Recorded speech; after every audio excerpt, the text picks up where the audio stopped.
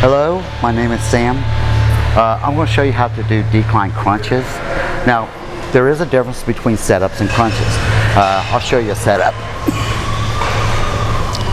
That's all the way up. That is a setup.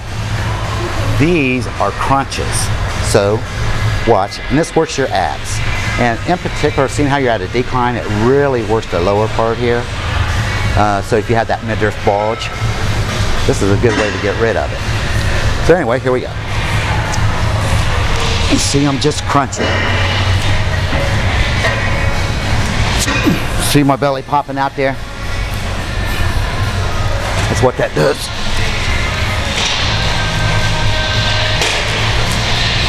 Now if you have back problems,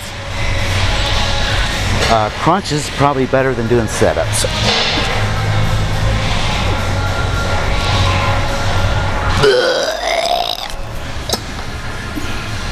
I'm just kidding, but that's how you do a crunch. Peace.